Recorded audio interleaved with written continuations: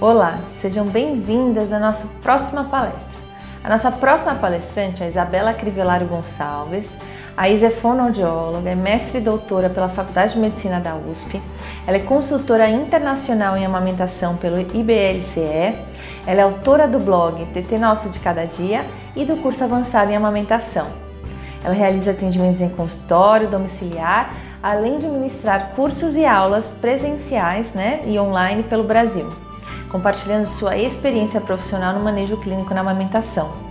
Hoje a gente vai ficar com o tema relações entre as dificuldades na amamentação e o comportamento alimentar da criança. É um tema extremamente importante. A Isa está trazendo muita informação científica. Eu agradeço a minha querida amiga e parceira por estar presente com a gente aqui nesse canal. Espero que vocês todos tenham uma ótima palestra. Até mais!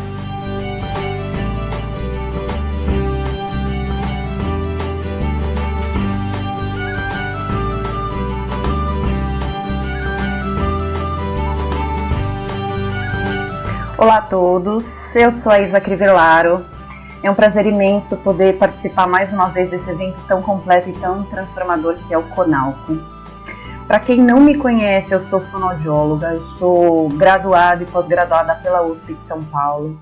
Eu também sou consultora em lactação pelo Conselho Internacional, pelo IBLCE.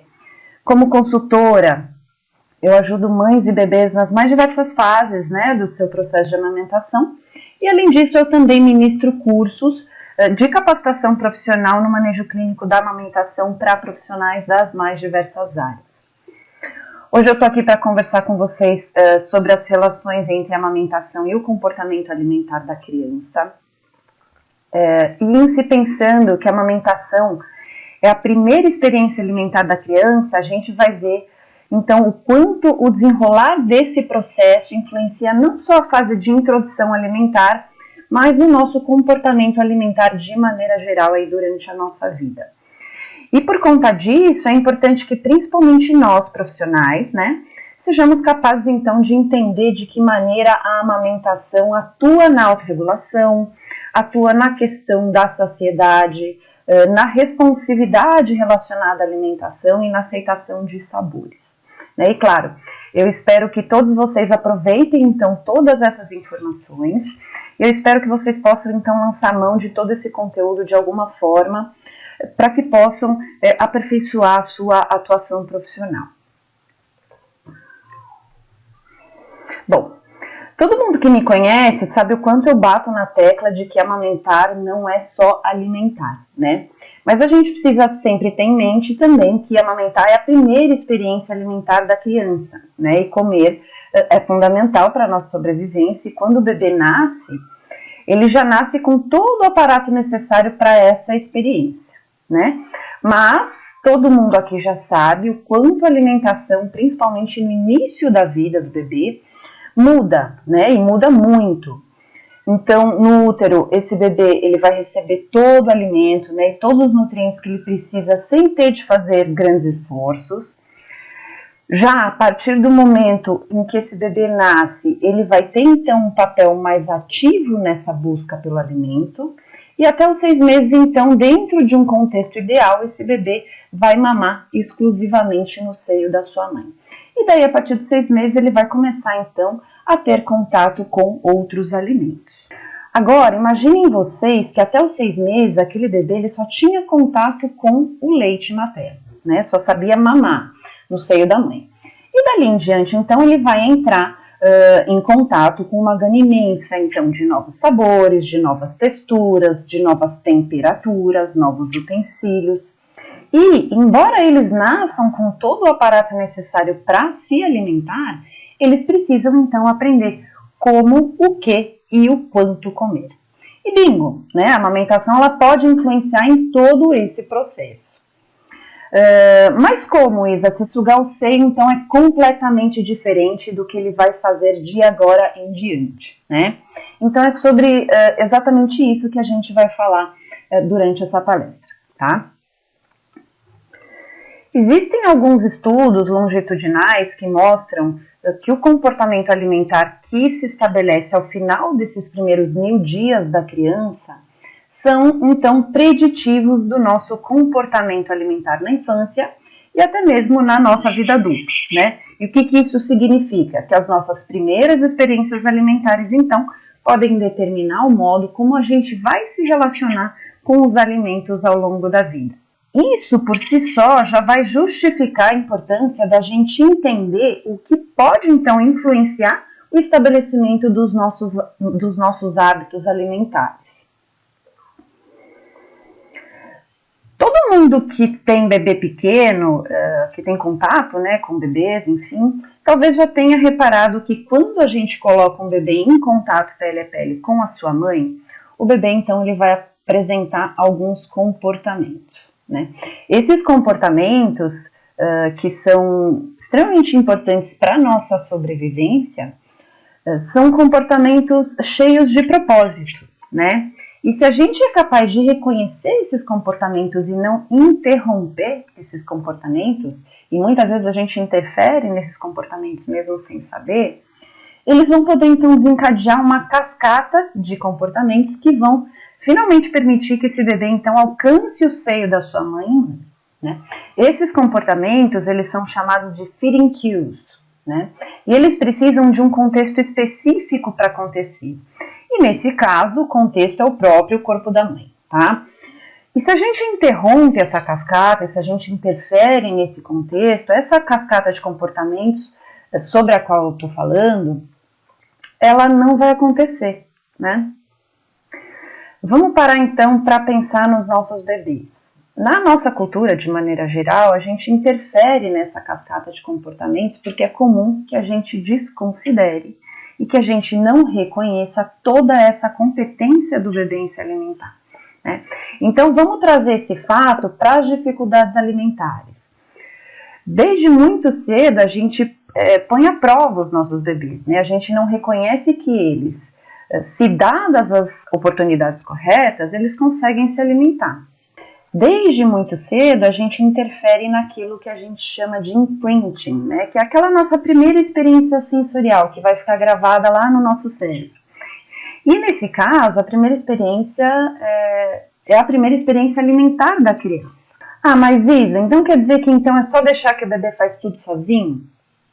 Em algumas situações sim, né? Se a gente souber oferecer um ambiente adequado, uma oportunidade adequada, se a gente entender a natureza interativa desse processo, para que então esse bebê ele possa colocar em prática tudo aquilo que é inato, né? E isso vai significar o quê? Vai significar a gente aprender a ler esse bebê, decifrar, compreender os comportamentos dos bebês, né? Buscar entender as pistas que esse bebê está nos dando e responder a esses comportamentos. E também a gente precisa, de alguma forma, oferecer o quê? Estabilidade corporal e criar um ambiente propício para que esse bebê, então, tenha a oportunidade de participar de maneira ativa desse processo.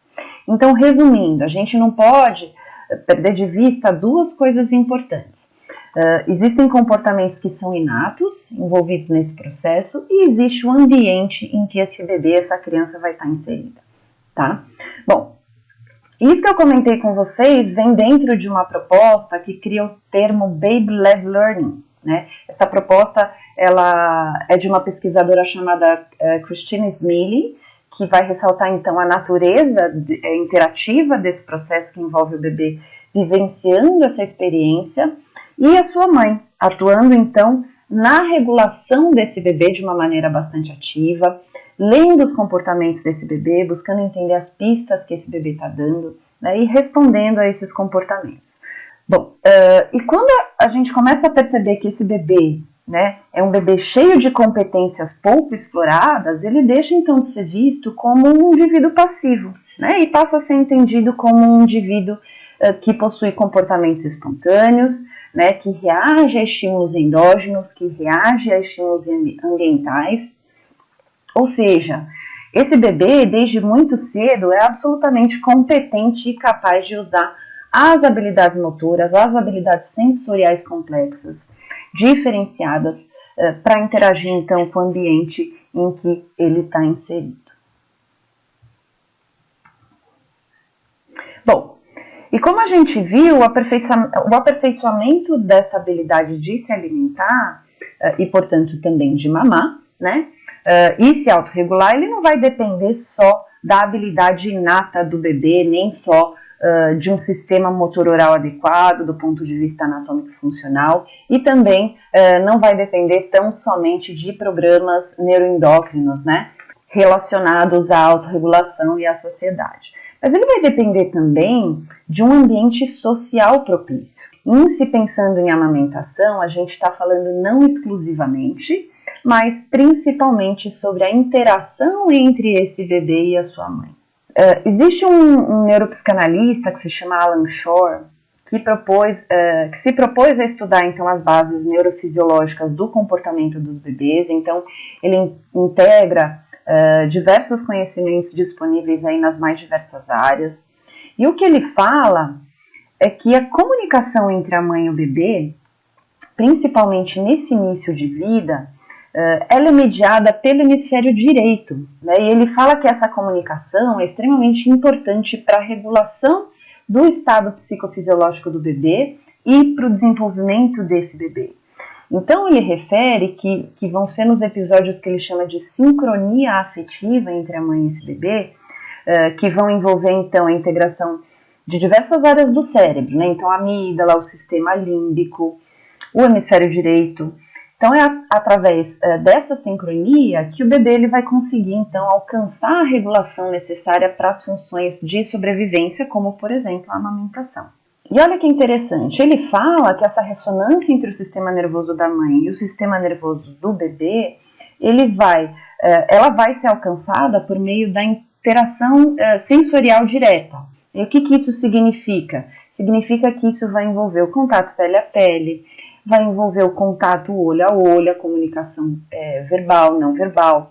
E essa conexão, então, vai permitir que a mãe seja capaz de ajudar esse bebê a se regular, né? Então, num primeiro momento, essa sincronia ela é bem mais atuante, né? Vamos dizer assim.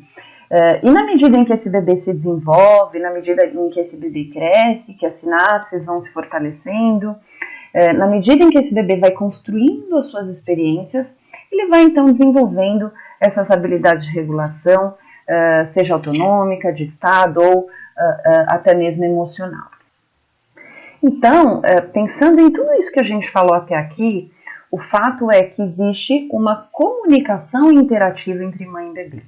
E essa comunicação, na verdade, vai funcionar como uma dança, né? Então, existem vários mediadores neurosensoriais que estão envolvidos e que vão, de alguma forma, reforçar as respostas neuroendócrinas, né, de mães e bebês e que vão, então, afetar o estado de ambos, tá? Da mesma forma, isso vai afetar, então, os processos fisiológicos e sociais necessários para a sobrevivência desse bebê. Vamos falar especificamente agora sobre a amamentação. Então, a partir desses conceitos que eu trouxe para vocês, começa a ficar um pouco mais claro que a amamentação vai muito além do leite materno. Entender todo esse contexto com relação ao comportamento do bebê e da mãe nesse início de vida vai fazer com que a gente encare a amamentação como uma forma então de comunicação. E a ideia agora aqui é a gente buscar entender e discutir um pouco de que forma a construção desse relacionamento, dessa comunicação, de que forma essa comunicação então vai impactar, vai influenciar o comportamento alimentar dessa criança, desse bebê. Então, pensando em tudo que a gente falou até agora, o que relacionado à amamentação que vai fazer com que haja essa diferença entre, por exemplo, bebês amamentados e não amamentados? São basicamente duas coisas, o fluxo e aquilo que a gente chama de livre demanda. Em geral, quando a gente amamenta em livre demanda, a gente amamenta de acordo com os sinais que esse bebê dá. Então, desde muito cedo, esse bebê ele vai ter a oportunidade de vivenciar todas as experiências sensoriais envolvidas no processo de amamentação. E por isso que ele vai aprendendo a lidar e a responder de forma cada vez mais efetiva e eficaz a essas estimulações. E da mesma forma, pensando naquela dança entre a mãe e o bebê que eu comentei com vocês, a mãe também vai aprendendo a identificar essas respostas. E, consequentemente, vai aprendendo a identificar a como responder às necessidades desse bebê. Então, resumindo, em geral, as mães que praticam a livre demanda na amamentação, elas têm uma tendência em apresentar hábitos alimentares menos rígidos, permitindo então que as crianças desenvolvam de maneira mais eficaz os mecanismos de autorregulação da ingesta energética e as suas respostas então aos sinais de fome. Bom, vamos falar agora então do leite materno em termos de composição, né? De que maneira que a composição desse leite também pode afetar o comportamento alimentar das nossas crianças. A gente sabe que a composição do leite humano ela é absolutamente variável, né? O leite humano ele é tão perfeito que ele vai se adequando então às necessidades da criança do ponto de vista nutricional e imunológico na medida então que essa criança vai crescendo.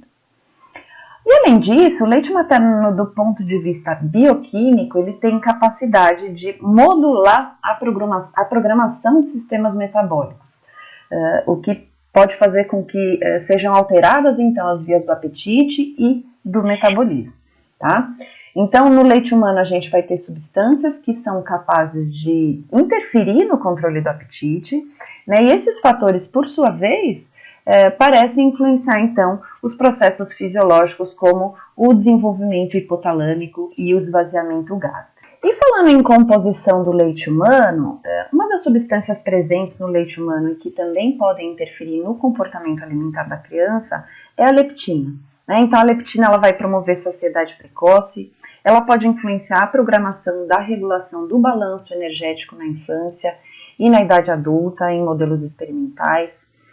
Dessa forma, então, protegendo contra o desenvolvimento da obesidade em fases mais tardias da vida em decorrência do consumo alimentar excessivo. A gente também tem pesquisas com relação à leptina que mostram que crianças amamentadas com leite materno apresentaram maiores concentrações séricas de leptina do que crianças alimentadas com fórmulas infantis. E a gente também tem pesquisas que mostram que a concentração de leptina do leite humano no primeiro mês de lactação correlacionou-se negativamente com o IMC aos 18 e 24 meses de idade, demonstrando então o seu papel no controle de peso. Bom, vamos falar de sabores então agora, né? As primeiras experiências que as crianças têm com relação aos sabores, elas vão se iniciar então durante a gestação, e daí logo em seguida, depois que nascem, elas também passam também a vivenciar essas diferenças durante o período de lactação. A gente sabe que existem algumas preferências inatas com relação aos sabores e que também existe uma certa rejeição inata a outros sabores, né? Mas apesar disso, o apreciar sabores diversos é uma coisa aprendida, né? E isso vai ser aprendido essencialmente durante os primeiros anos de vida. Então, de que maneira que a amamentação ela vai afetar esse aprendizado? Vai afetar na medida em que o sabor do leite materno é totalmente variável, né? E pode sofrer influência da dieta materna. Isso é uma coisa que está sendo bastante estudada ainda. E claro, isso vai significar então que o bebê amamentado vai sair aceitando tudo, muito bem, obrigada? Não, claro que não. Isso significa que a experiência da amamentação tende a facilitar o processo de aceitação de novos sabores, de novos alimentos. E agora vamos para as pesquisas. Eu trouxe alguns resultados de pesquisa aqui para compartilhar com vocês com relação a esse tema. Então a gente tem essa pesquisa de 75, uma pesquisa mais antiga que sugere que os bebês possuem a habilidade de ajustar o volume de leite consumido. Então, uma vez que ao amamentar a mãe não consegue monitorar a quantidade de leite que essa criança consome, ela vai permitir que esse bebê faça esse ajuste. E essa experiência é extremamente positiva para o bebê, porque isso favorece a sua autorregulação.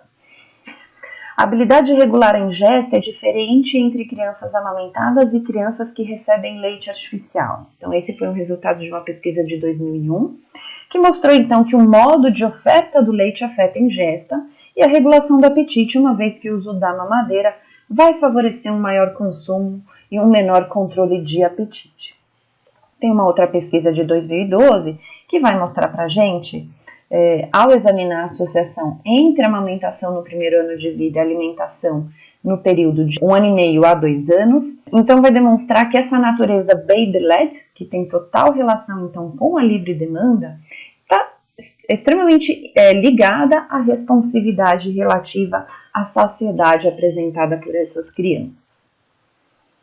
Aqui a gente tem uma pesquisa de 2016. Esses autores, eles filmaram então duplas de mães e bebês durante essa interação, né, comparando as feeding cues durante a amamentação ao seio e oferta de mamadeira. E eles observaram então que essas feeding cues, que essas pistas de alimentação, que esses comportamentos, eles podem variar de acordo com o modo de oferta, né? E observaram então interações mais positivas naquelas duplas em que a mãe investia no contato pele a pele, sugerindo então que esse contato aumenta as habilidades da mãe no sentido de estar em maior sintonia com as necessidades desse bebê. E como resultado, como conclusão, o que eles trazem para a gente, esses autores, né? Que a amamentação ela está mais positivamente associada a um menor controle desse processo de alimentação, e isso então vai reforçar a ideia de que a alimentação não diz respeito somente ao que a criança come, mas como essa mãe e essa criança se comunicam durante a alimentação.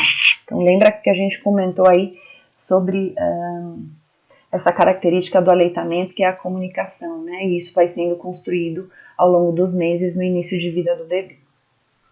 Essa outra pesquisa de 2010, os autores avaliaram então se o modo de oferta de leite, então mamadeira versus seio, bem como o tipo de leite, né, afeta a autorregulação dos bebês. Então foram avaliados 1.250 bebês nessa pesquisa, e esses autores então verificaram que os bebês que usavam a mamadeira tinham tendência 2 vezes maior em esvaziar o copo ou a mamadeira quando maiores, sugerindo então que bebês amamentados aprendem melhor e desenvolvem melhor esse controle de ingesta, né? Ou seja, quando os bebês possuem repetidas oportunidades de iniciar e terminar o fluxo de leite do seio, ajustando então o seu padrão de sucção em função desse fluxo que é variável, eles podem estabelecer um melhor nível de responsividade para as pistas internas que eles têm de fome e saciedade.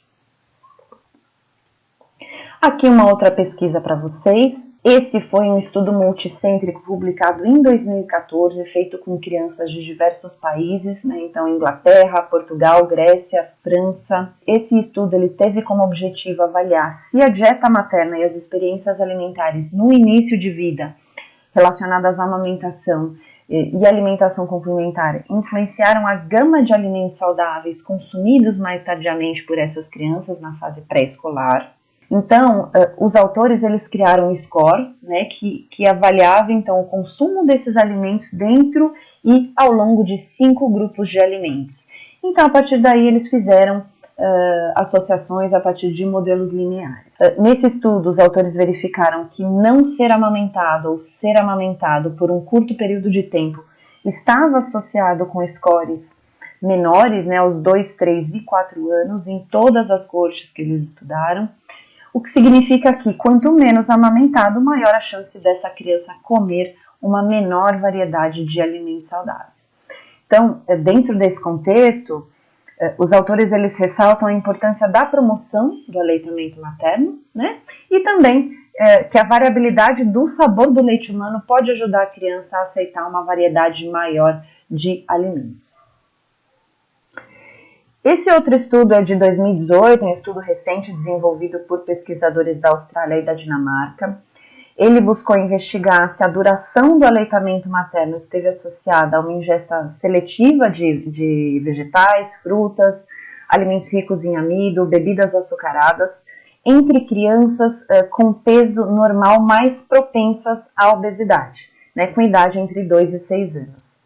Então, eram feitas visitas domiciliares e eram coletados dados acerca da alimentação da criança. Eles utilizaram um modelo de regressão linear para que pudessem então ser investigadas essas associações.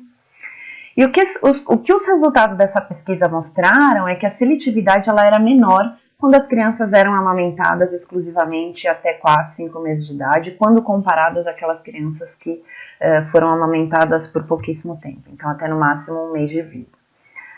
Numa outra análise que eles fizeram, eles observaram que as crianças amamentadas exclusivamente até 6 a 10 meses de idade, houve um maior consumo de vegetais, né? E, portanto, eles concluem que a amamentação parece, de alguma forma, influenciar a seletividade, né? E pode contribuir para o consumo de mais vegetais quando essas crianças com tendência à obesidade são maiores. Esse outro estudo de 2017, a autora desse estudo, uma das autoras é a Julie Menella.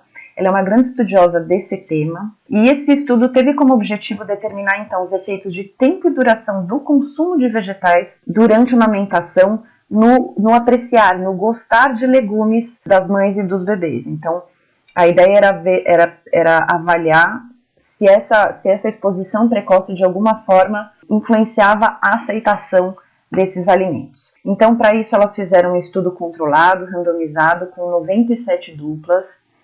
Essas mães eram orientadas a tomar suco de vegetais, cenoura, aipo, beterraba, durante um mês, né, começando ou com 15 dias após o parto, 1 mês e meio após o parto, ou 2 meses e meio após o parto, ou por 3 meses, iniciando com 15 dias após o parto. O grupo controle desse estudo, ele consumia o mesmo volume, só que de água, e era orientado a evitar o consumo desses sucos. Então, com 8 meses de idade, mais ou menos, a aceitação das crianças foi avaliada. Então, era ofertada a essas crianças cereais com sabor de cenoura, que eram dos vegetais oferecidos, né? E de brócolis, que eram dos vegetais que não eram oferecidos, ou seja, não havia exposição a esse sabor. E essa oferta era feita em dias diferentes. E quais resultados que essas pesquisadoras tiveram? Que o tempo de exposição afetou então a aceitação do sabor da cenoura e não do brócolis, né, que era um sabor novo, e que uma experiência relativamente breve, ou seja, a exposição ao longo de 1 mês, foi suficiente para modificar esse tom hedônico, né, que resultou então numa aceitação mais rápida do cereal com sabor de cenoura do que quando comparadas às crianças que foram expostas então por meses subsequentes ou que não foram expostas a esse sabor. E um outro achado que elas pontuam é que, independentemente do tempo de início da exposição, as crianças elas tendiam a fazer menos expressões de desgosto, né, quando comiam cereal.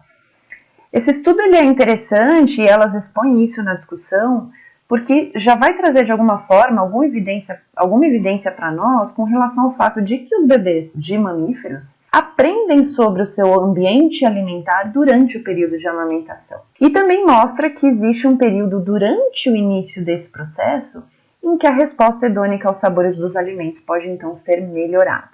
Elas relatam também, né, a partir desses resultados, um efeito de tempo, né, ou seja, quando o consumo iniciou 15 dias após o parto, a aceitação ela foi melhor quando comparada aos outros grupos. Por outro lado, elas não observaram um efeito de duração, né, ou seja, observou-se que a exposição por 1 mês ela acabou sendo mais efetiva do que a exposição por 3 meses. Então, elas vão levantar algumas hipóteses com relação a esse resultado, elas discutem de maneira bem interessante toda essa questão, mas o fato é que são necessárias mais pesquisas aí para se entender de fato o quanto de exposição se faz necessária para que haja então um efeito positivo na ingesta desses alimentos. E esse outro estudo de 2016 foi desenvolvido na Inglaterra, na verdade é uma revisão que vai discorrer um pouco sobre os fatores que interferem na aceitação dos alimentos, especialmente frutas e vegetais, como a predisposição inata, a interação precoce com texturas e sabores, períodos de maior sensitividade na infância para a introdução. Também discutem sobre a amamentação, a questão da influência na amamentação, e daí eles pontuam algumas das coisas aí que a gente discutiu durante a aula. E também falam um pouco da interferência do padrão de introdução da alimentação complementar. Aqui eu trouxe para vocês um estudo brasileiro que foi desenvolvido na Federal do Rio Grande do Sul. Esse estudo ele teve como objetivo investigar a associação entre o padrão e duração da amamentação e o consumo de frutas e vegetais em crianças entre 4 e 7 anos. Nesse estudo foi observado então que o consumo de vegetais foi maior em crianças que foram amamentadas por 12 meses ou mais, mas a contrapartida é que a duração do aleitamento exclusivo não teve uma associação significativa com o consumo de vegetais. Então esse é um tema que a gente precisa esmiuçar mais, estudar mais, para se entender de fato a influência da amamentação na questão da aceitação de sabores. Bom, por fim, eu trouxe para vocês um resuminho para a gente pensar um pouco com relação às questões aí relacionadas à alimentação que de alguma forma podem afetar o comportamento alimentar da criança.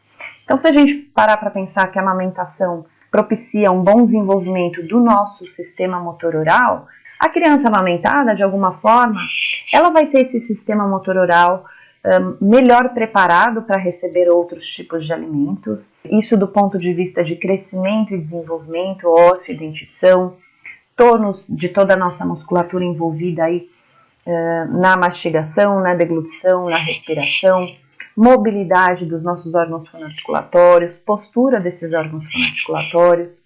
A gente viu aí por meio de várias pesquisas que a amamentação também vai atuar de maneira positiva na questão da autorregulação e da responsividade, né? Então, a tendência é que o bebê amamentado, de alguma forma, saiba lidar melhor com sinais de fome, com sinais de saciedade e também consegue comunicar melhor as suas necessidades.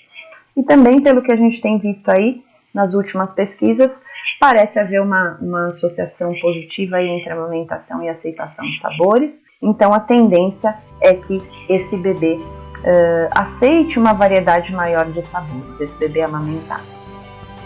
Bom, eu espero que vocês tenham aproveitado o conteúdo dessa aula. Eu trouxe aqui para vocês o site do meu curso sobre o manejo clínico da amamentação, o curso avançado em amamentação 2.0.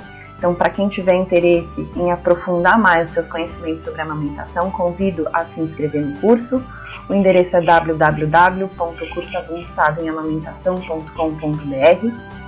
Quem quiser entrar em contato comigo, o e-mail é contato@cursoavançadoemadamentação.com.br. Eu também tenho um blog chamado TT Nosso de Cada Dia. Convido vocês a acompanhar as postagens do blog e também as nossas redes sociais. Eu fico por aqui agora então e a gente se vê. Um grande beijo.